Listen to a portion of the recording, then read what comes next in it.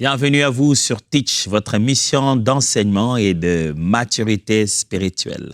Dieu nous bénit tellement durant ces semaines et vous savez pourquoi? C'est aussi parce que nous sommes en train de parler du sujet de la bénédiction. Depuis qu'on a commencé cette semaine, on a abordé la question de comment faire pour être béni. Je veux bien être béni. Pasteur, moi, je vais être bien béni. Je voudrais bien être béni. Alors, on a parlé de quelques-unes de choses que l'on peut faire pour vivre la bénédiction, pour expérimenter la bénédiction autour de nous. Aujourd'hui, nous allons prendre une autre question. Comment transmettre, donner, partager, prendre la bénédiction que j'ai, donner aux autres? Comment ça se passe dans la Bible, le fait de transmettre la bénédiction dans la vie de quelqu'un d'autre? Bien, c'est vrai qu'on dit que Dieu te bénisse en passant, que Dieu te bénisse. On envoie des messages, partage ces messages à 10 personnes et tu seras béni. Mais selon la Bible, comment on transmet réellement la bénédiction? Alors, let's teach. Grandissons ensemble.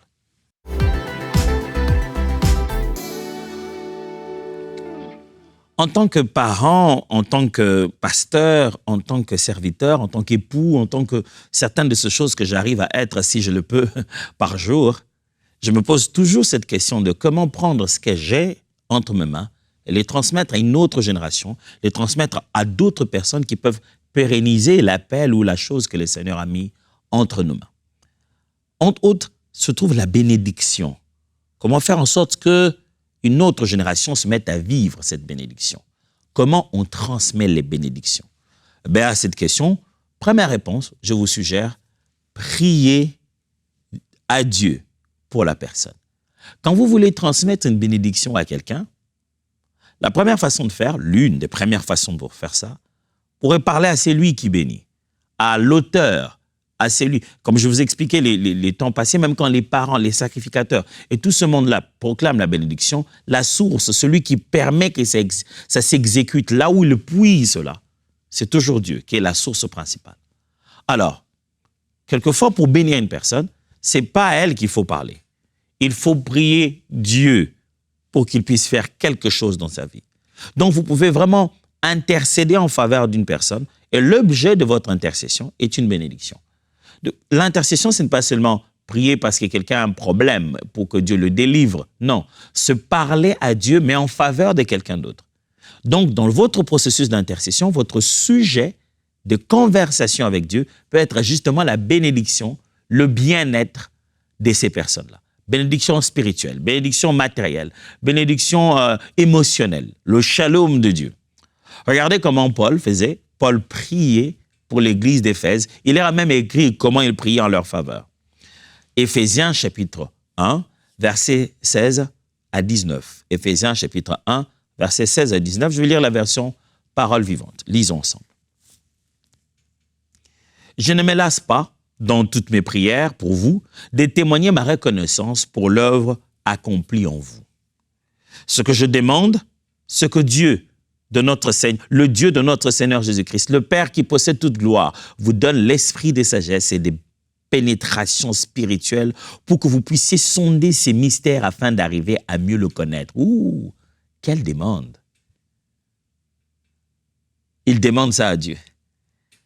Qu'il vous accorde une pleine lumière et qu'il augmente l'équité de votre vision spirituelle afin que vous compreniez en quoi consiste l'espérance vivante à laquelle vous avez été appelés et que vous sachiez quelle merveille vous êtes en droit d'attendre. Car inépuisable est la richesse du glorieux héritage que Dieu réserve à ceux qui lui appartiennent. Que vous preniez conscience de l'étendue incommensurable du pouvoir dont il dispose en faveur de nous qui plaçons notre confiance en lui. Ouh, wow! Paul est en train de dire, vous savez, moi je prie, je parle à Dieu pour vous, pour qu'il vous donne cette bénédiction. Quelle bénédiction? Oh, que vous puissiez comprendre les mystères qui s'attachent à sa personne, toutes les faveurs, les bonnes choses spirituelles qui sont là-bas, qu'il vous bénisse par une clairvoyance, une capacité à bien comprendre, à bien voir son plan dans votre vie. Frères et sœurs, quand vous voulez bénir, transmettre la bénédiction, première option, vous pouvez prier à Dieu qu'il visite ces personnes. Seigneur, je prie que tu bénisses mon frère, que tu bénisses ma sœur. C'est bien, Mais après avoir suivi Teach 2 semaines, vous savez que vous pouvez quand même aller un peu plus loin que ça. Vous pouvez dire, Seigneur, je prie que tu bénisses mon frère. Seigneur, je prie que tu l'équipes d'une qualification surnaturelle supplémentaire qui lui permette d'accomplir efficacement son appel. Seigneur, je prie que ses résultats se distinguent parce qu'il est avec toi. Seigneur, je prie qu'il ait sur lui un passe qui lui ouvre toutes sortes de portes. Il va. Seigneur, je prie. Tu es en train de prier à Dieu de faire du bien à quelqu'un, tant spirituellement, matériellement. Seigneur, je prie qu'il vive ton shalom, qu'il soit en paix chez lui, à la maison, au travail. Seigneur, que tout le 360 degrés des aspects de sa vie soit équilibré, de sorte qu'il ne soit pas un homme de prière sans être un homme de bonne vie dans sa famille, de sorte qu'il ne soit pas juste un bon mari sans être quelqu'un qui craint Dieu dans le quotidien. Seigneur, qu'il vive une vie équilibrée pour laquelle tu es heureux. Ça, c'est bénir quelqu'un dans la prière. Cette personne peut être là devant vous pendant que vous priez à Dieu, elle peut être absente, mais une des premières façons de transmettre la bénédiction, c'est la prière. Prier à Dieu pour que la personne soit bénie. La deuxième façon de le faire, c'est parler directement à la personne sur son avenir. Vous verrez que dans la culture de la Bible, les patriarches en particulier avaient cette habitude. Même quand il prierait à Dieu, il ne prierait pas directement à Dieu, il dirait que l'Éternel te bénisse. Il te parle à toi, mais en disant que c'est l'Éternel qui te bénirait. Quand tu veux transmettre une bénédiction, il ne faut pas seulement prier. Selon la Bible, il faut de fois parler à la personne directement sur son avenir ou décrire l'avenir de la personne. On va lire des textes, vous allez voir, je vais vous ajouter 2 ou 3 petits trucs autour de la façon de formuler cela. Genèse chapitre 49, versets 8 à 12. Genèse 49, 8 à 12. Judas, tu recevras les hommages de tes frères. C'est Jacob le père qui est en train de bénir chacun de ses enfants. Et à travers ses enfants, à travers les individus, les tribus qui vont en découler. Judas, tu recevras les hommages de tes frères. Ta main sera sur la nuque de tes ennemis. Les fils de ton père se prosterneront devant toi. Judas est un jeune lion. Tu reviens du carnage, mon fils. Il ploie les genoux. Il se couche comme un lion, comme une lionne, qui le fera lever.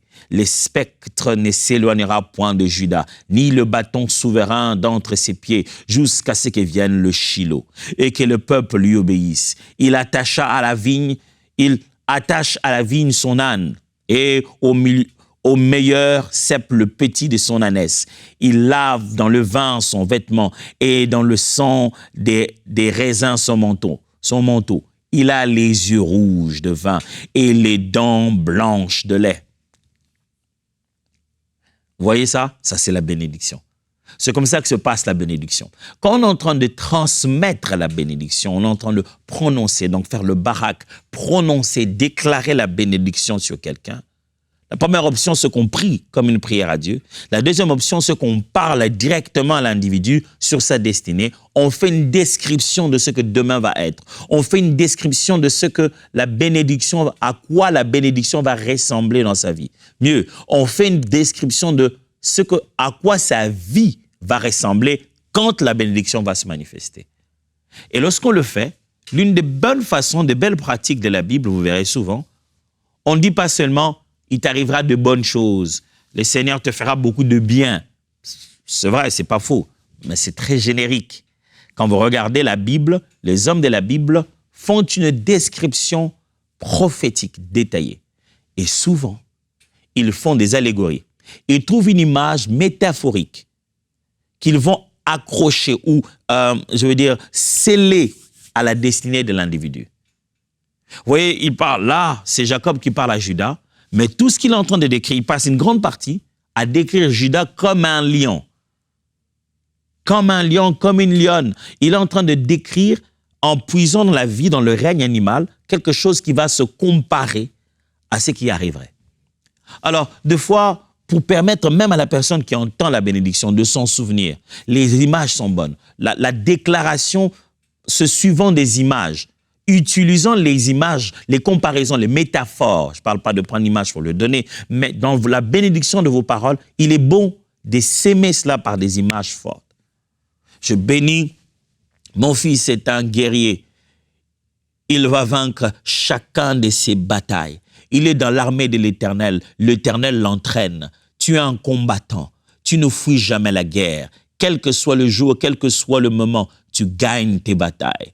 Ma fille est une héroïne. Elle est une fleur entre les mains du Seigneur. Elle est protégée même quand elle grandit au milieu des ronces et des épines. Sa beauté n'est pas entachée par toute la douleur qui l'entoure. Elle peut pousser même dans les déserts les plus secs. Vous voyez, c'est ce que je suis en train de faire. Vous êtes en train de bénir, mais à travers une image qui pourra rester dans la tête de celui qui entend votre bénédiction. C'est comme ça qu'on transmet la bénédiction. On parle à l'individu sur son avenir. Et on le parle au nom du Seigneur, bien sûr. Ce n'est pas obligé que tu vas commencer par dire au nom du Seigneur Jésus ou finir au nom du Seigneur Jésus, mais tu décris ça dans la prière. Cette fois-ci, tu ne pries pas, tu ne demandes pas à Dieu, tu décris ce que l'avenir de cette personne va être. Avez-vous été béni? Oh, je sais que vous connaissez, vous avez le souvenir de la malédiction.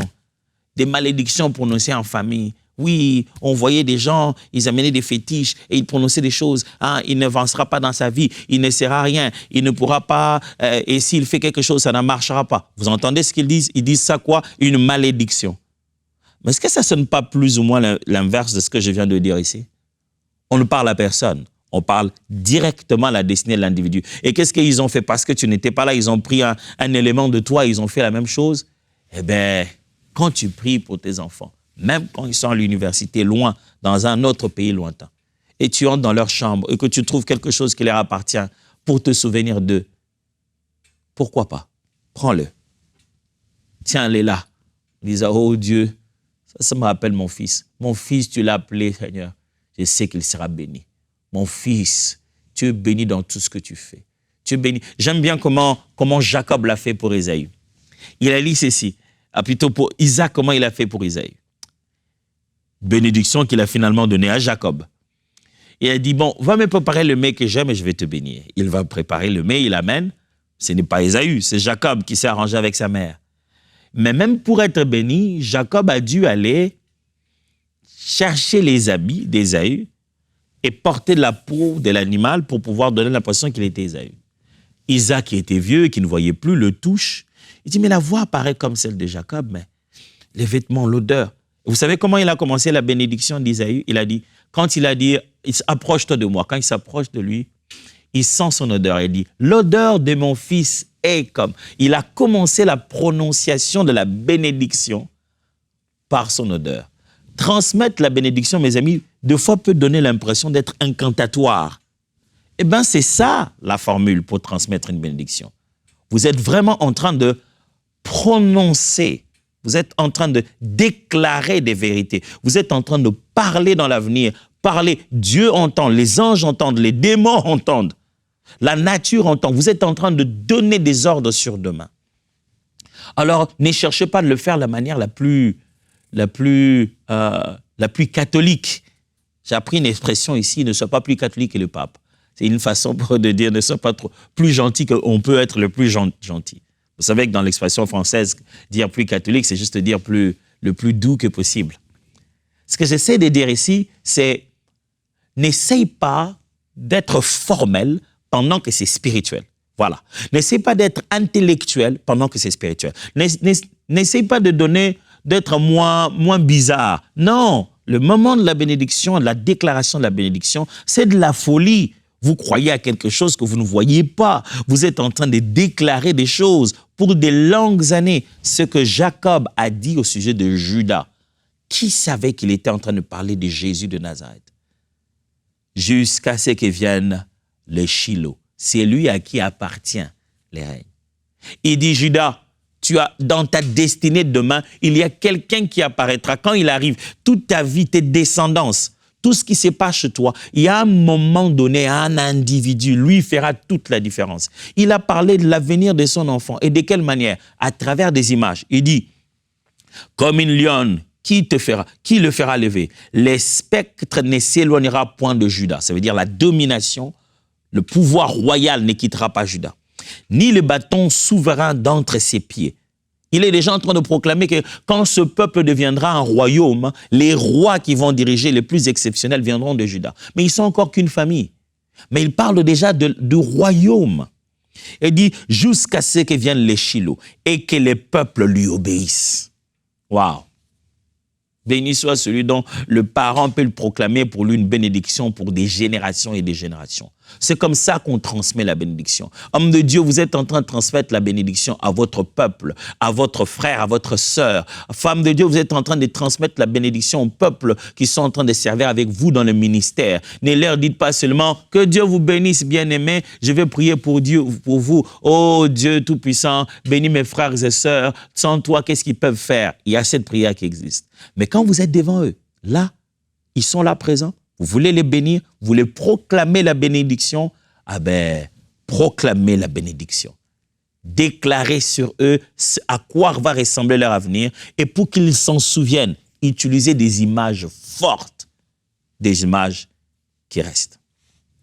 Troisièmement, comment transmettre la bénédiction? Donnez une sémence symbolique.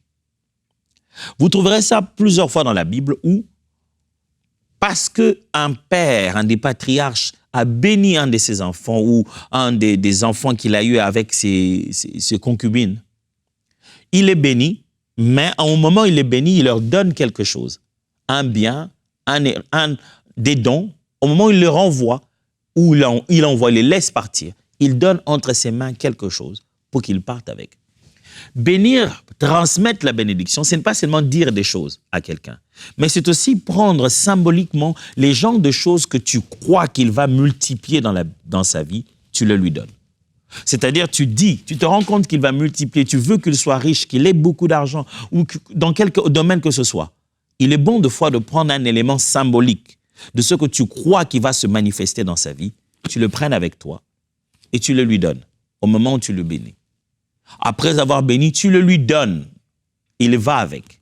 Même si tu lui as donné, je sais pas moi, 20 000 francs ou 200, 100 dollars ou 50 dollars, 10 euros ou je sais pas moi, 40 roupies ou 60 dirhams, je vais pas citer toutes les monnaies non plus, mais quand tu lui donnes même un symbole, même si c'est une casserole, mais quelque chose que toi tu dis, c'est dans ce domaine que je lui ai béni, il est bon soi-même de booster, d'encourager, d'investir, de placer le premier grain que vous pensez qu'il va pouvoir monter.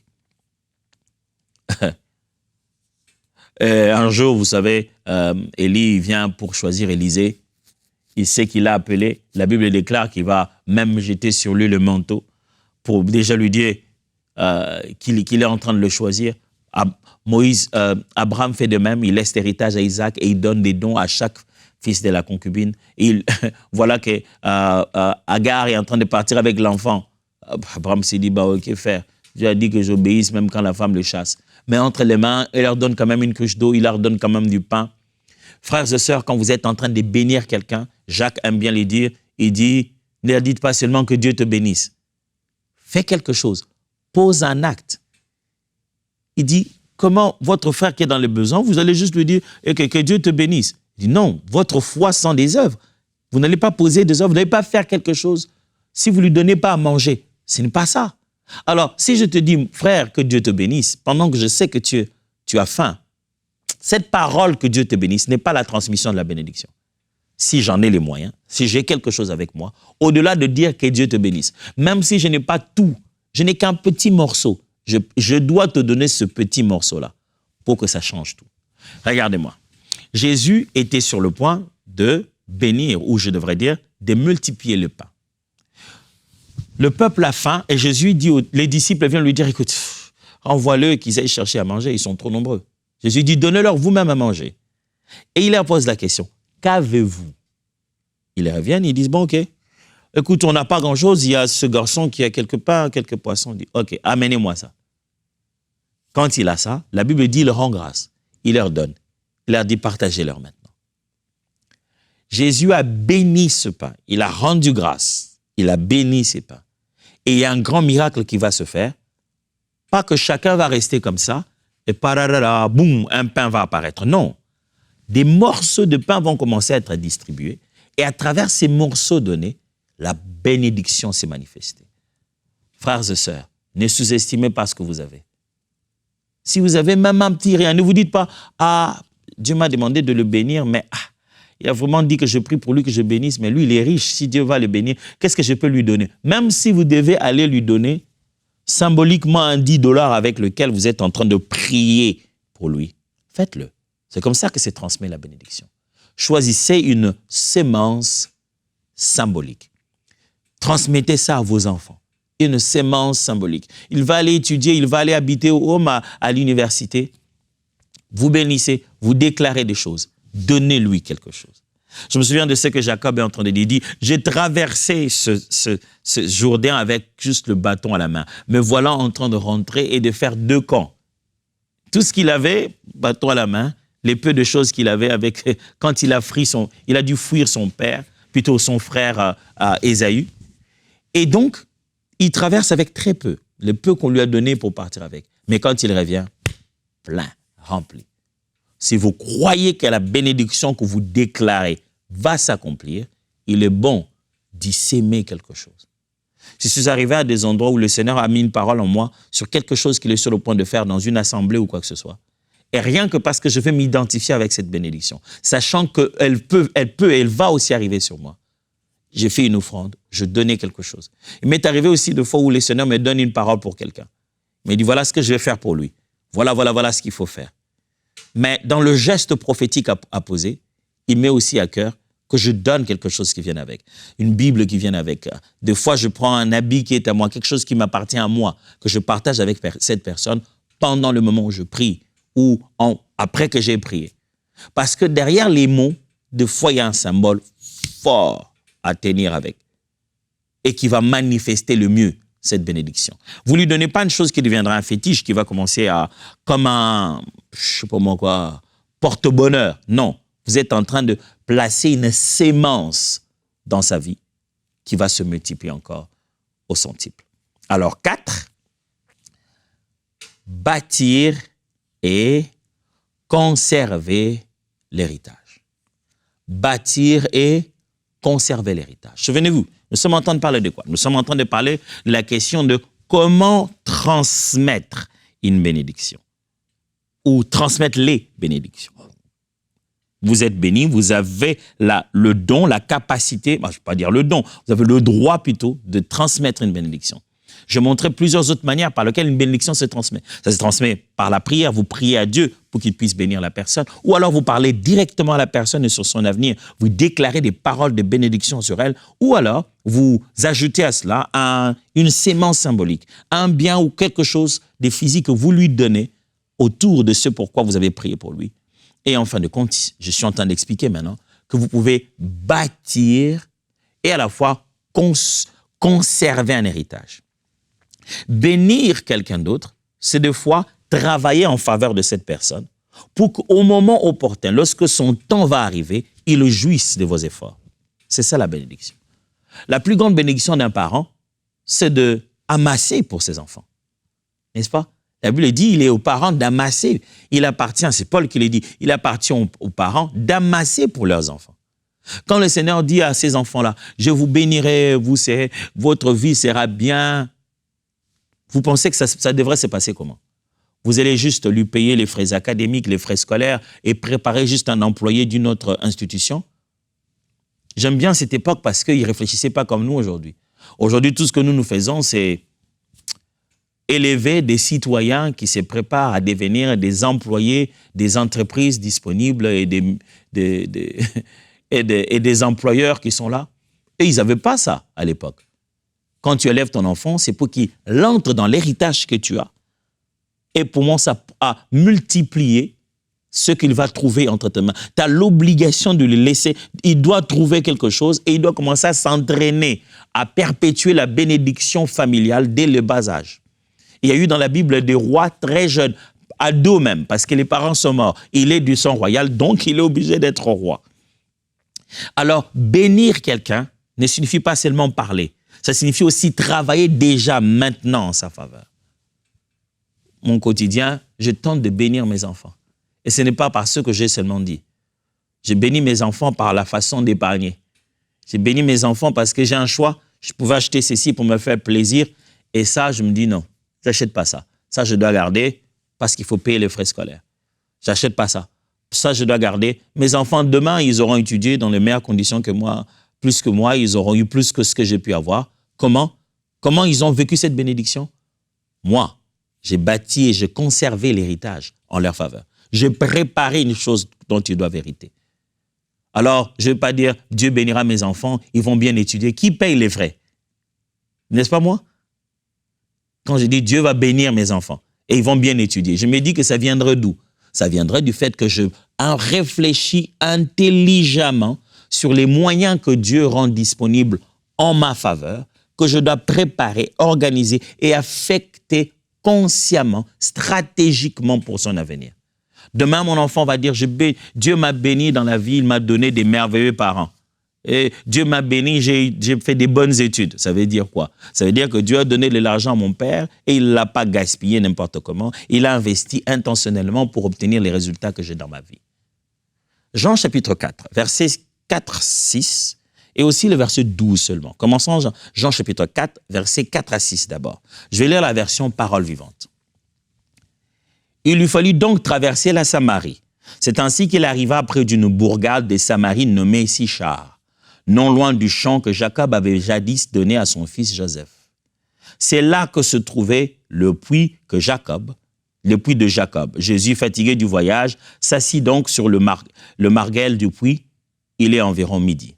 Écoutez maintenant le verset 12, dit « Tu ne vas pas te prétendre plus fort que notre ancêtre Jacob, à qui nous devons ce puits, auquel il a bu lui-même, ainsi que ses enfants et ses troupeaux. » On est en Samarie, à l'époque de Jésus. La femme samaritaine continue à parler d'un puits que Jacob, mes amis, Jacob, il faut rentrer très très loin, que Jacob avait trouvé, pour lequel il a rendu ça disponible, non seulement pour lui, non seulement pour ses troupeaux, ses enfants. Et là, on est aux enfants, des enfants, des enfants, des enfants, des enfants, des enfants, des enfants, des enfants de ses enfants. Et même des étrangers, parce que la contrée de Samarie était aussi faite d'autres personnes qui n'étaient pas nécessairement de juifs. J'ai une question pour vous, mes frères et sœurs. Est-ce que vous transmettez la bénédiction? Ces enfants n'ont pas seulement besoin des parents qui prient, mais ils ont aussi besoin des parents qui bâtissent l'héritage, qui travaillent, qui épargnent, qui mettent de côté. Une partie de la bénédiction de vos enfants se trouve dans le travail que vous êtes en train de faire. L'une des raisons pour lesquelles Dieu fait qu'on puisse vous promouvoir au travail, vous donner un bon travail qui vous permet d'avoir un salaire, ce n'est pas que pour vous. Cette bénédiction-là, Dieu l'a promis aussi à quelqu'un d'autre. Chacun de nous est un intendant de la bénédiction d'une autre génération. Je ne parle pas seulement des parents-enfants, je parle aussi des frères et sœurs. Je parle aussi des époux-épouses. Chacun de nous est un intendant d'une bénédiction que Dieu a promis à quelqu'un d'autre. Quand Dieu t'en donne autant, c'est parce que ça va passer à travers toi. Alors, transmettre la bénédiction, ça veut dire aussi bâtir l'héritage, conserver l'héritage pour pouvoir le transmettre après. J'aimerais prier avec vous. Adonai, notre Dieu, je prie qu'après ce temps de partage, mes frères et sœurs ayant compris comment on peut transmettre la bénédiction, puissions pas nous limiter seulement à ce qui sort de nos bouches. Puissants puissent être ces mots, que nous prenons sur conscience que ce qui vient entre nos mains, c'est déjà une bénédiction qui dépasse notre propre personne. Ça passe par nous. On a la responsabilité de bâtir, de conserver, parce que ça va manifester la bénédiction. Transmettre de foi la bénédiction, c'est laisser un héritage en réalité. Je prie, Père, que cette conscience nous fasse prier autrement, nous fasse agir autrement, nous fasse réfléchir autrement, pour que nous soyons réellement des personnes bénies de Dieu. Au nom puissant de Jésus. Amen. Alors on se voit demain, bien-aimés. Que Dieu vous bénisse.